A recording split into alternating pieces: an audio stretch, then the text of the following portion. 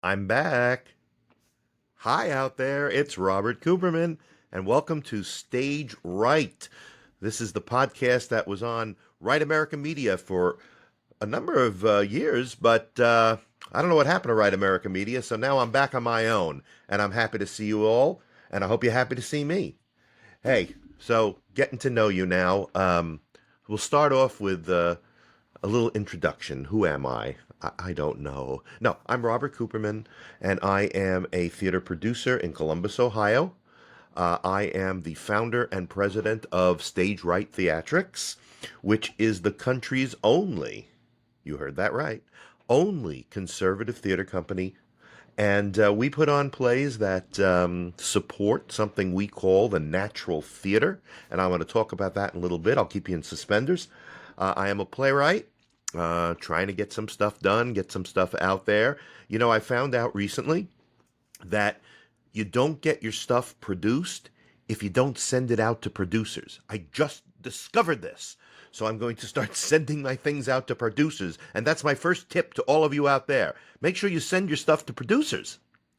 I am a contributor to the Epoch Times. I write periodically about theater related issues, and I introduced my concept of the natural theater in the Epoch Times.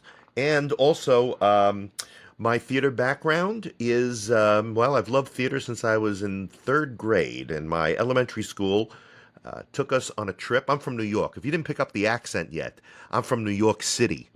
And my elementary school took us on a trip to Manhattan to the Metropolitan Opera to see The Marriage of Figaro. And I fell in love with the spectacle and the music and the whole 9 yards of theater. And since then, I have loved theater. Playwriting is my first love, but I have directed, I have acted, I have produced, I continue to produce. Um, I've worked backstage. I've been very lazy during theater set strikes. You name it. I majored in theater in college. I went to Queens College, the jewel of CUNY, the City University of New York. I also have my master's from there in English with a concentration in theater and drama. And I also have a PhD from the Ohio State University, because that's how you have to say it. And my PhD is in English, but again with a concentration on drama. So I have a strong theater background. I've had plays produced in Columbus, Ohio. I've had plays produced in New York. And I guess I sent them out to producers then when I did that. And my company, Stage Right Theatrics, we live by one motto. You ready? Disagreement does not equal hate. Can you imagine that? Wow. Alrighty, so that's who I am, and let me tell you now about this show called Stage Right. I don't know, did I mention that my company is called Stage Right? Stage Right Theatrics? I do not have one original bone in my body. But Stage Right Theatrics is the name of my show, and what is this show about? Well, let me tell you first of all, it is not the news of the day, okay? You can get that lots of places, and you can get it very well done at lots of places. If you don't want it so well done, you can get it medium rare. But we are not the news of the day. And you know, it would be very tempting to do the news of the day around here for two reasons. Because when this is being recorded, we were only a couple of days away from the assassination attempt on Donald Trump. The other thing that happened today, and thank God he survived that. The other thing that happened today is that Donald Trump chose Ohio Senator J.D. Vance to be his running mate, to be on the ticket as the VP. So it's exciting here in Ohio, and that's some good news given how miserable we were about the assassination attempt. But that's not what this show's about. So you're not going to get any coverage on that beyond what I just said. This show is about the arts and culture and how we on the right, we traditionally minded people, we need to take some of that cultural landscape back from the left. Why we have ceded this territory to the left, why the left has had us kind of diminished on the cultural stage and on the art and on the in the artistic arena. I never said I could talk. In the artistic arena, it's bad enough you got to look at me. In the artistic arena, I don't know why we have ceded that, but we need to take some of it back. I'm not saying we have to usurp it. I'm not saying we have to take over all of it. All we want is a seat at the table, and that's what Stage Right Theatrics, my theater company, is trying to do. I'm trying to be an alternative voice. They speak with a pretty monolithic voice out there in the world of theater. I want to be an alternative voice, and I want to have a seat at the table. That's all. And I want my opinions heard, and I want my concerns heard, and I want my company and the things I produce to be taken seriously. That's what I want. And isn't that what you want? If you are a conservative and or a traditionally minded person or see, we need somebody who can actually speak the language to do this show. But right now, all they had was me, so you're stuck with me. We need a classical liberal. That's what we want. If you're out there watching this show, you know that your voice has been marginalized. The only marginalized people in the arts are the conservatives. We have been marginalized, we have been silenced, we have been pushed to a corner, and we are not going to take it anymore. You thought I was going to do my Peter Finch impersonation. Wrong again. I'm going to do my Atticus Finch impersonation. Well, Scout, come here, Scout. All right, anyway. So we're about the arts and culture, how we need to take it back.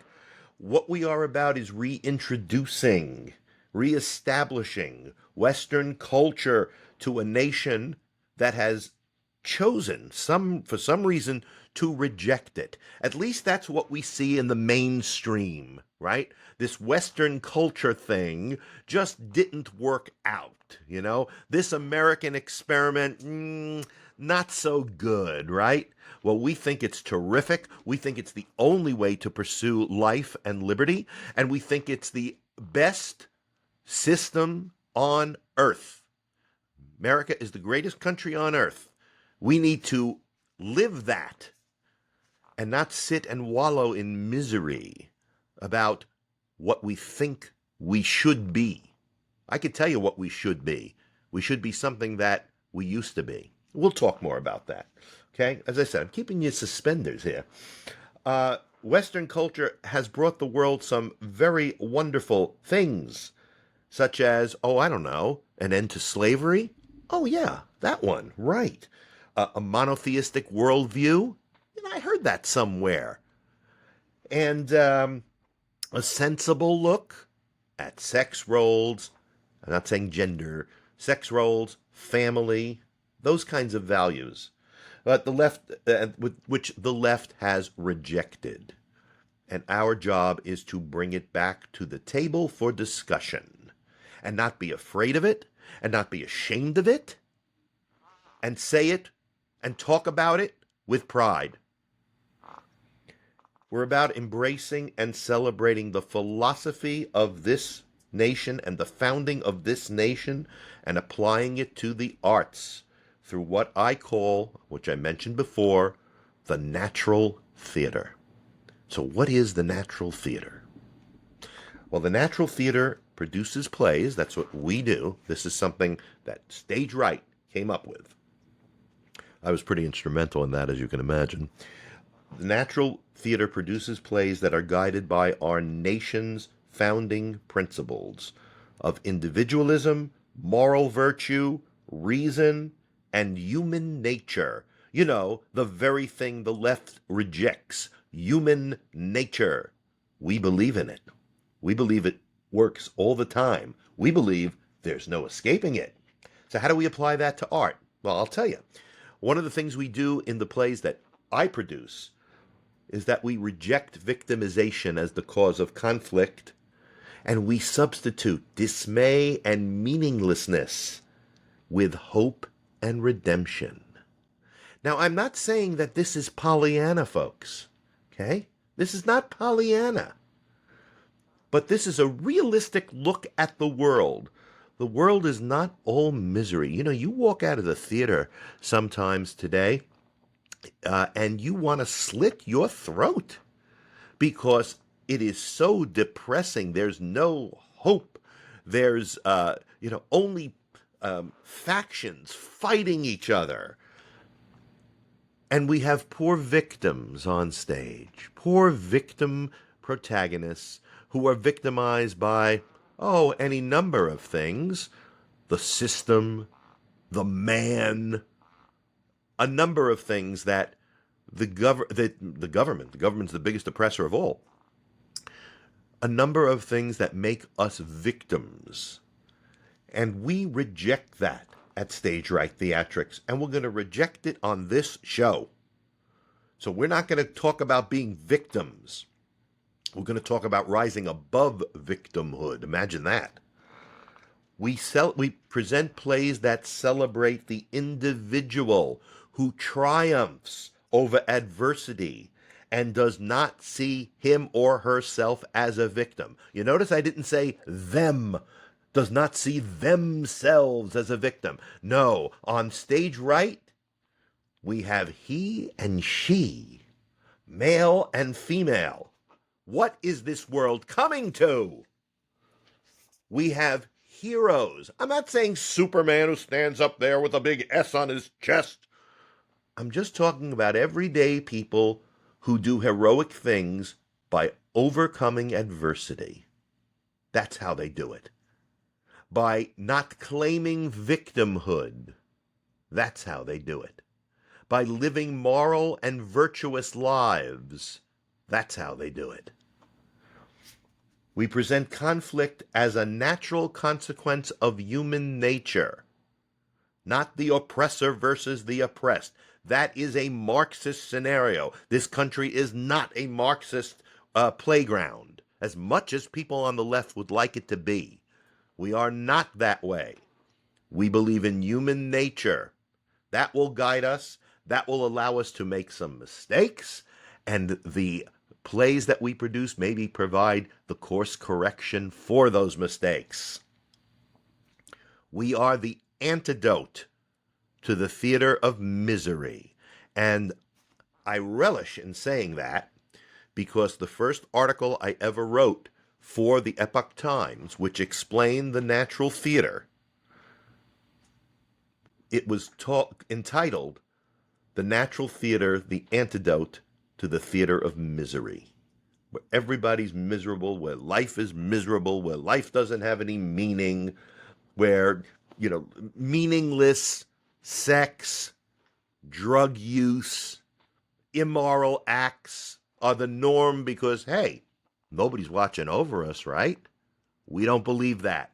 You don't believe that. I know you don't. We characterize the traditions of eras past as providing guidance for the future, not to be dismissed out of hand as antiquated. We're not about revolution. We're about evolution, maybe, but not about revolution. As a matter of fact, we like the way things were. We wish it would go back to the way things were with some changes, okay? With some modifications. I'm not saying go back to the 1950s and start lynching and keeping black people out of the voting booths. We're not talking about that at all. But we are talking about moving forward with a nod to the past. Watch, I'm going to do it now. There, I nodded to the past. You should all practice that. We recognize the existence of evil. Evil, that's a religious term, right? That's God and the devil. We can't talk about that. Shh.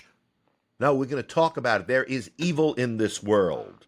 However you define it, and from whatever source it comes, there is evil in this world.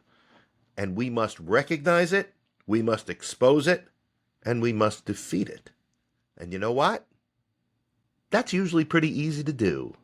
Because when you have the right way of thinking, and in some cases, the right religious background on your side, you're going to beat evil every time. We offer hope, redemption, even within conditions of misery, pain, or death. Listen, If a character dies in a natural theater play, there's a reason behind it, a meaning behind it, and something that we can take out of that to go forward into the future, to better ourselves, to have a greater understanding. That's what we do with death and pain and misery. So those things are absolutely a part of the natural theater. But they don't exist just for their own sake because, heck, that's the lay of the land. No, no, no. Here's what we're not. So that's what we are. Now here's what we're not.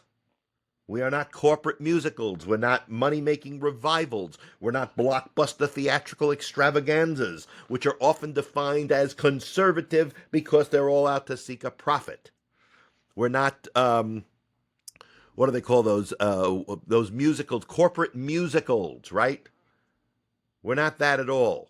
Look what's going on in Broadway, which to me is no longer the real driver of good theater anymore, because to me, Broadway performers are landlocked cruise ship performers. I know that I'll probably get a lot of hate mail for that, and I don't care.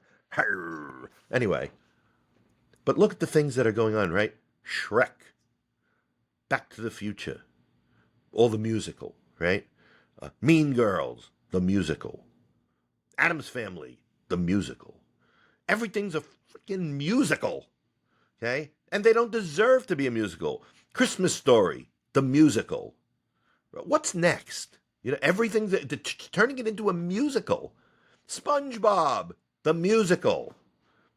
Kane Mutiny Court Martial, the musical. What else? Dracula. Well, they've had that actually. What else? Shawshank Redemption, the musical. It's getting a little crazy, and it's really just to drive a big profit so people come in, oh, I saw Shrek. I saw the movie once, and that was enough for me. The natural theater hopes really to thrive in more intimate theater spaces where ideas are given emphasis over spectacle and star quality. Intimacy, black box theater. Hey, if we sell out a 1,000-seat theater, great.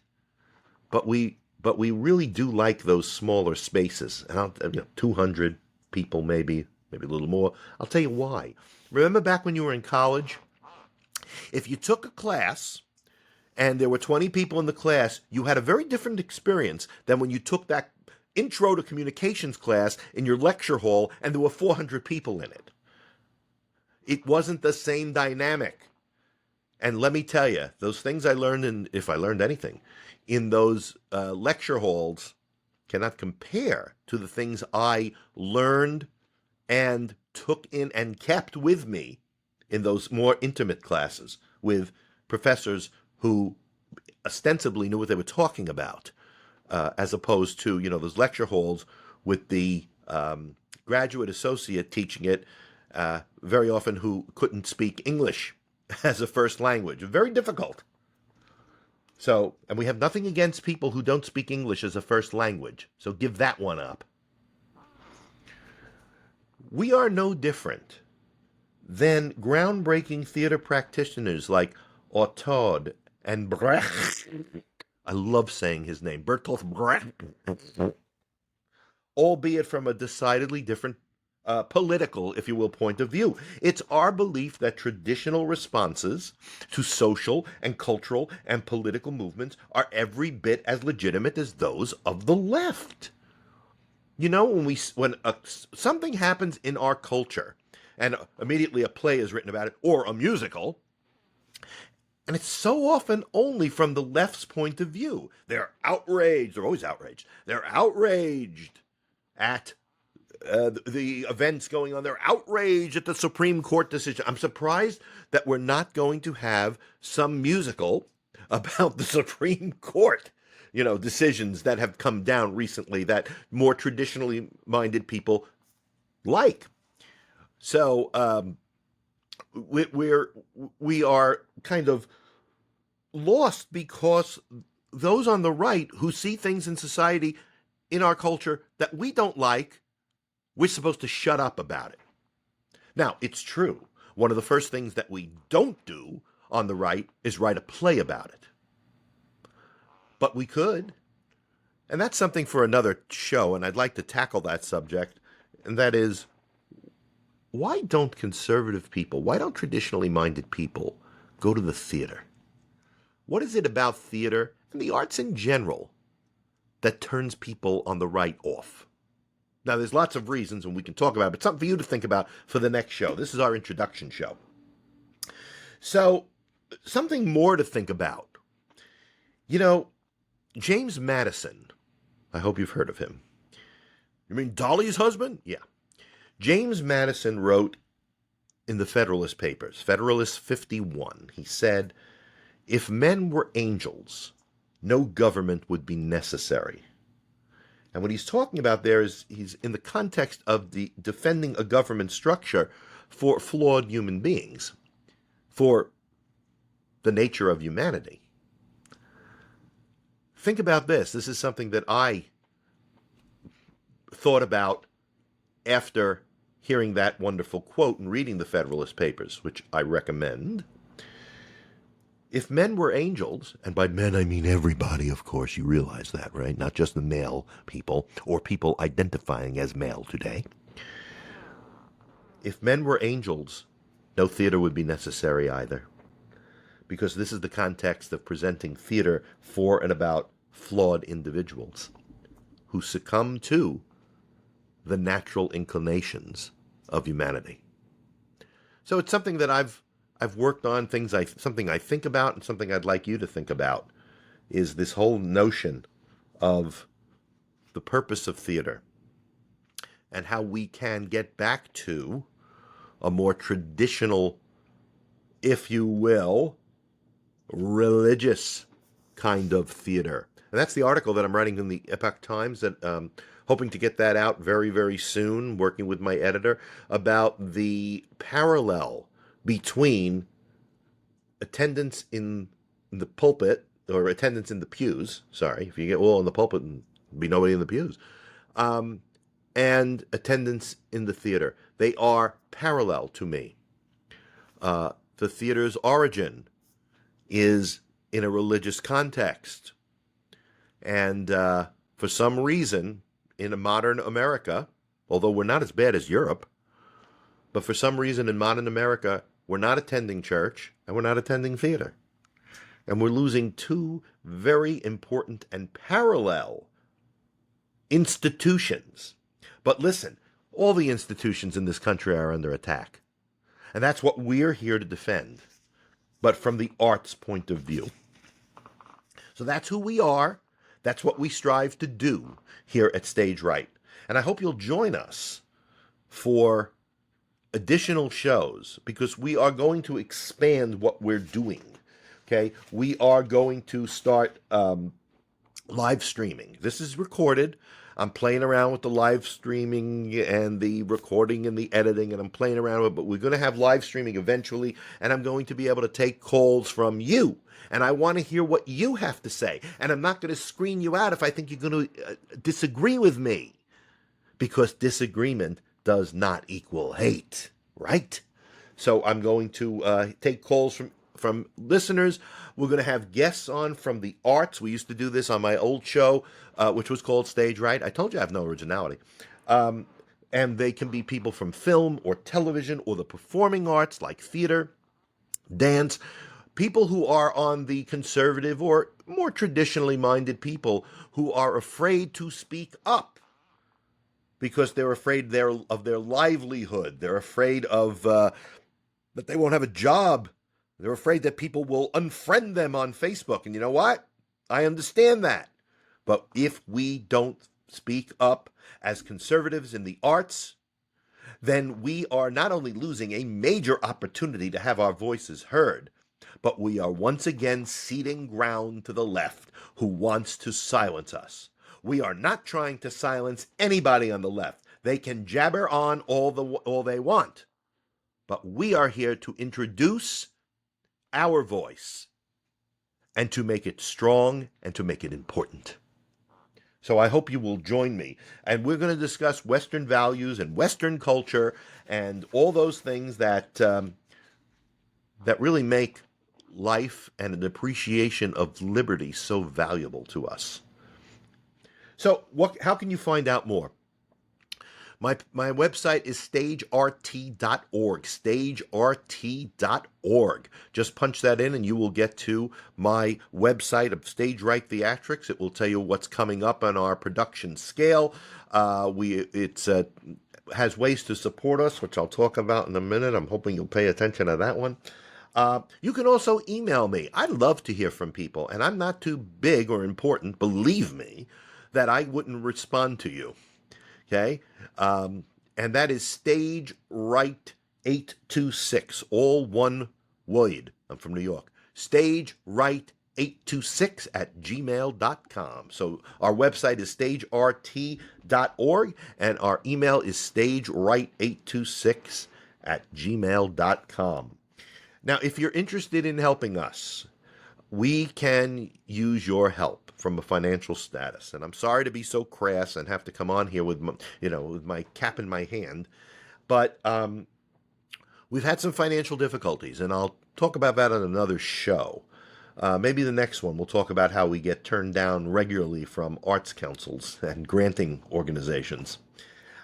So one way you could give to Stage Right to help us pay for productions. That's what we want to pay for. I want to pay for the venue. I want to pay for actors and directors and designers and do some marketing to get the word out there.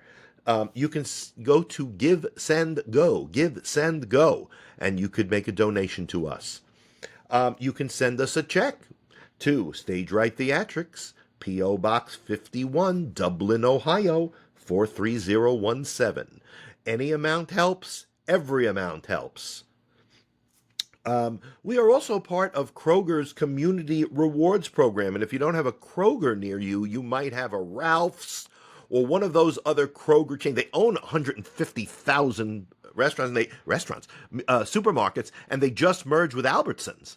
So there's a Kroger or a Kroger subsidy near you. And if you want to be part of donating to Stage Right Theatrics, you can join their community rewards program and fill in the organization for number for Stage Right, which is YD104. YD104. And you can, if you sign up for that, a portion of your shopping bill will go to our organization. You can go to Kroger.com's community rewards page, search for Stage Right Theatrics, but you don't even have to do that because you know our organization number is YD104. So that's who we are. I hope you like just hearing the introductory work of this broadcast, and I hope you will want to tune in. We will be on most likely every week, but I'll know for sure pretty soon. But we will eventually, as I said, take your calls.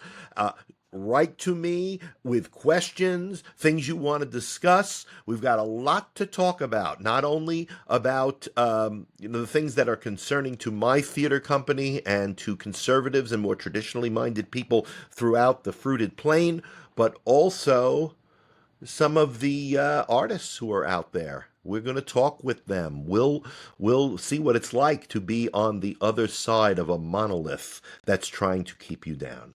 Anyway, this is Robert Cooperman. I hope you enjoyed the first episode of Stage Right, that you will tune in again to future episodes. You can write to me and let me know what you think. You can write to me and tell me some things you'd like to see on the show. Or if you are a traditionally minded artist and you would like to come on this show, I'd love to have you. Stage Right is the name. Robert Cooperman is my name. And I hope to see you soon. So thanks so much for dropping by, and we'll talk to you soon. Be well. And don't forget, disagreement does not equal hate.